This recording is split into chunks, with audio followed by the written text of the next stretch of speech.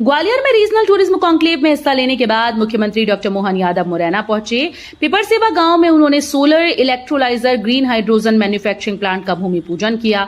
इसके बाद मुख्यमंत्री शनिधाम पहुंचे और घोषणा की कि त्रेताकालीन शनि मंदिर में महाकाल लोक की तर्ज पर शनि लोक का भव्य निर्माण होगा। उज्जैन में महाकाल लोक की सफलता के बाद ये परियोजना मुरैना को धार्मिक और पर्यटन दृष्टि से भी नई पहचान देगी।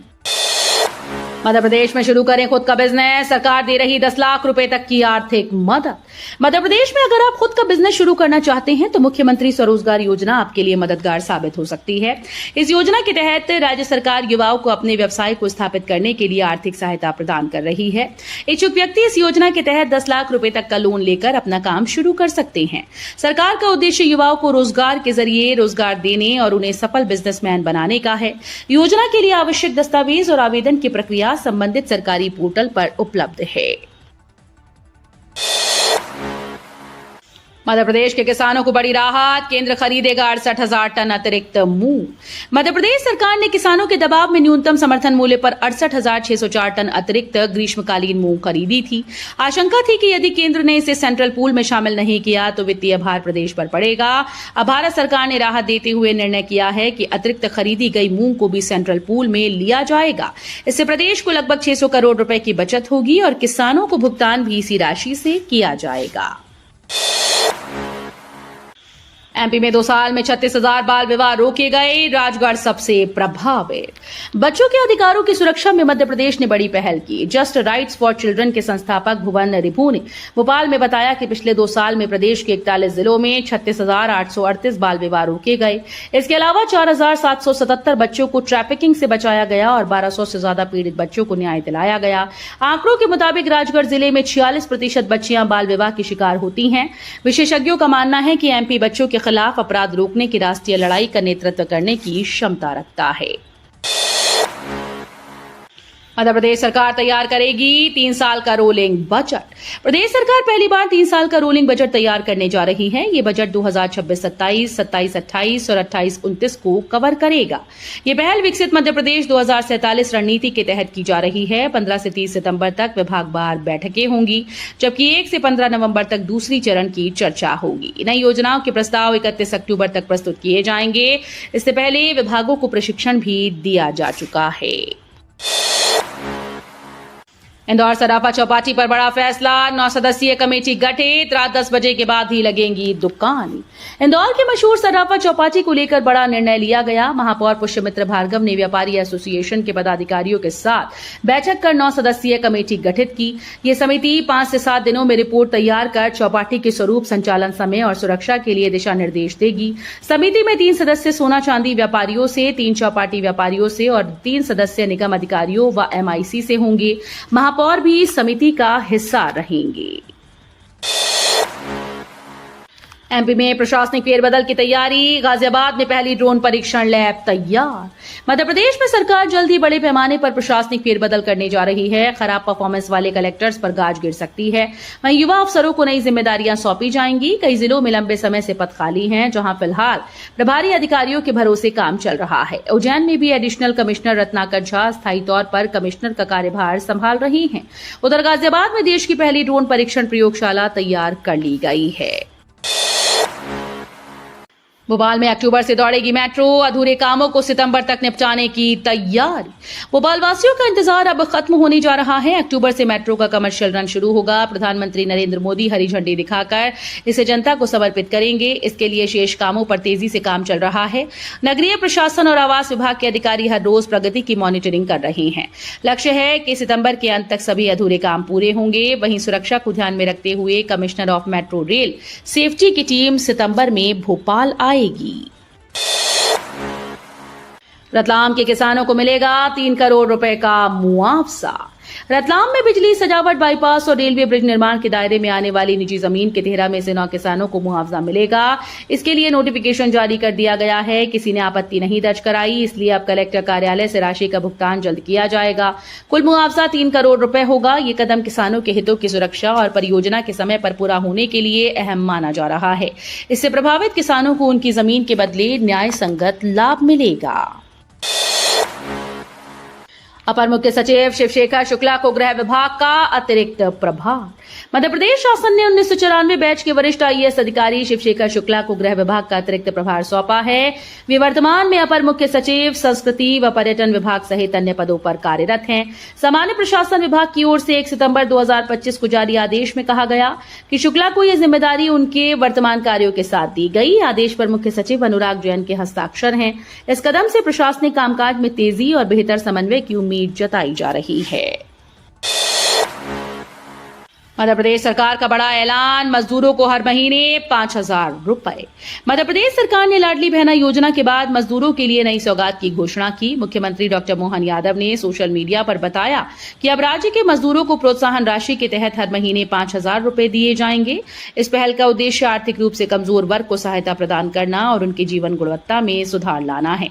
सरकार का कहना है कि ये कदम मजदूरों के लिए राहत और प्रोत्साहन दोनों का काम करेगा, साथ ही उन्हें स्थिर आय के साथ आत्मनिर्भर बनने में मदद मिलेगी।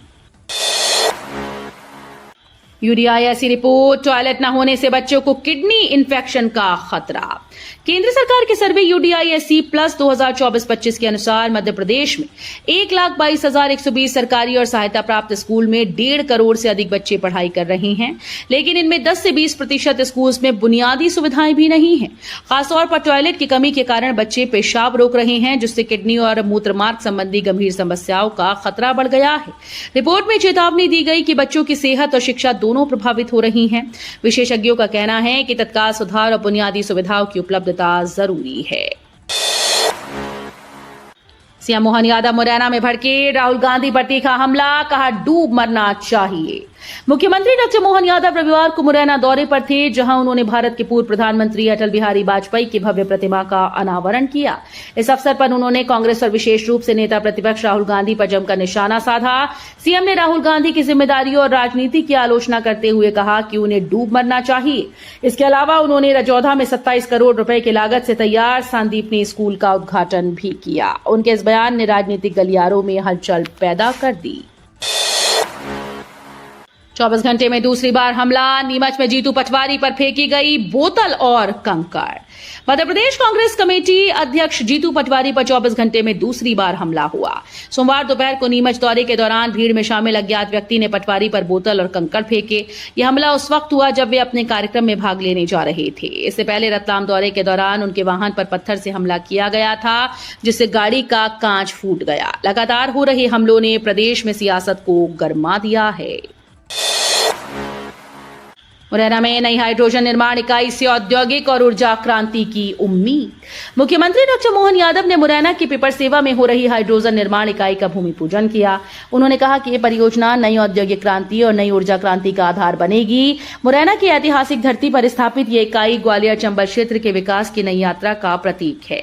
मुख्यमंत्री ने उम्मीद जताई कि इससे स्थानीय उद्योगों को नई ऊर्जा मिलेगी, रोजगार के अवसर बढ़ेंगे और मध्य प्रदेश की आर्थिक विकास की दर में नई तेजी आएगी। आपको बता दें कि इस कदम को नए मध्य प्रदेश की नींव रखने वाला बताया जा रहा है। सिंघस 2028 की तैयारी, इंदौर उज्जैन मार्ग होगा 4 लेन। 2028 में होने वाली सिंघस को देखते हुए सरकार ने अधोसंरचना विकास पर फोकस किया। लोक निर्माण विभाग ने इंदौर उज्जैन मार्ग को 4 लेन बनाने का प्रस्ताव किया है। ये प्रस्ताव मुख्यमंत्री मोहन यादव की अध्यक्षता में मंगलवार को होने वाली कैबिनेट बैठक में रखा जाएगा। इसके साथ ही टिमरनी मार्ग को स्वीकृति देने का प्रस्ताव भी रखा जाएगा। सिंघस में आने वाले लाखों श्रद्धालुओं की सुविधा हेतु यह कदम अहम माना जा रहा है। शहडोल के खिलाड़ी जर्मनी में लेंगे फुटबॉल ट्रेनिंग। प्रधानमंत्री नरेंद्र मोदी ने शहडोल के मिनी ब्राजील का जिक्र करते हुए कहा कि यहां के खिलाड़ी अब जर्मनी जाकर ट्रेनिंग लेंगे। पीएम ने बताया कि हाल ही में उन्होंने एक पॉडकास्ट में हिस्सा लिया था, जिसे जर्मनी के फुटबॉल खिलाड़ी और कोच ने भी सुना। इस चर्चा से प्रभावित होकर उन्होंने शहडोल के 4 खिलाड़ियों को जर्मनी बुलाकर ट्रेनिंग देने की पेशकश की। स्थानीय प्रतिभाओं को यह अवसर अंतर्राष्ट्रीय स्तर पर अपने कौशल को निखारने और आगे बढ़ने का मौका देगा। नर्सिंग कॉलेजेस में फैकल्टी की कमी का आरोप, कांग्रेस ने उठाए सवाल। मध्य प्रदेश के शासकीय नर्सिंग कॉलेजेस पर एक बार फिर से सवाल उठ रहे हैं। कांग्रेस ने आरोप लगाया कि 13 सरकारी नर्सिंग कॉलेजेस में नियम के अनुसार फैकल्टी उपलब्ध नहीं है। पीसीसी मुख्यालय में आयोजित प्रेस कॉन्फ्रेंस में नेता कांग्रेस मुकेश नायक, एनएसयूआई उपाध्यक्ष रवि परमार और प्रवक्ता विवेक त्रिपाठी ने कहा कि फैकल्टी की कमी से हजारों छात्र छात्राओं का भविष्य अधर में लटक गया है। उन्होंने आरोप लगाया कि सरकार शिक्षा और स्वास्थ्य जैसे महत्वपूर्ण क्षेत्रों की अनदेखी कर रही है। कांग्रेस कार्यालय पर भाजपा महिला मोर्चा का हंगामा, राहुल गांधी की तस्वीर पर जूते मारे। भोपाल में सोमवार को भाजपा महिला मोर्चा की हजारों कार्यकर्ता कांग्रेस कार्यालय गांधी भवन के बाहर प्रदर्शन के लिए पहुंची। कार्यकर्ताओं ने राहुल गांधी की तस्वीर पर जूते मारे और नारेबाजी की। उनका कहना था कि प्रधानमंत्री नरेंद्र मोदी की मां पर की गई टिप्पणी अस्वीकार्य है। साथ ही कांग्रेस प्रदेश अध्यक्ष रितु पटवारी पर भी महिलाओं के खिलाफ अभद्र भाषा इस्तेमाल करने का आरोप लगाकर उनके इस्तीफे की मांग की गई।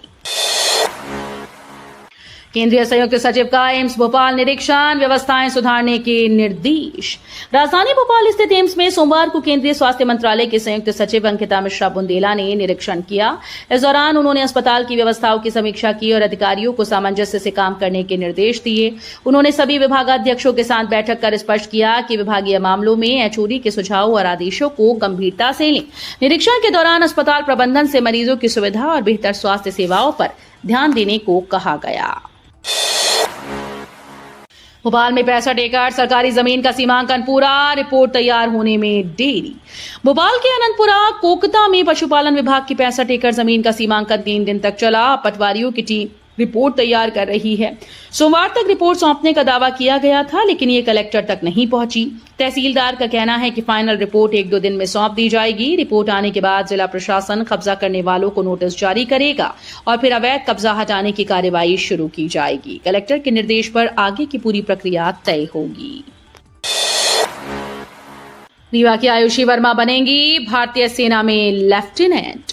रीवा की बेटी आयुषी वर्मा ने कड़ी मेहनत और लगन से प्रदेश का नाम रोशन किया। उन्होंने यूपीएससी के संयुक्त रक्षा सेवा परीक्षा में ऑल इंडिया 24वीं रैंक हासिल की। साथ ही एसएससीडब्ल्यू टेक्निकल शाखा में पूरे देश में प्रथम स्थान पाया। ये उपलब्धि न केवल उनके परिवार बल्कि पूरे विंध्य अंचल के लिए गर्व का विषय है।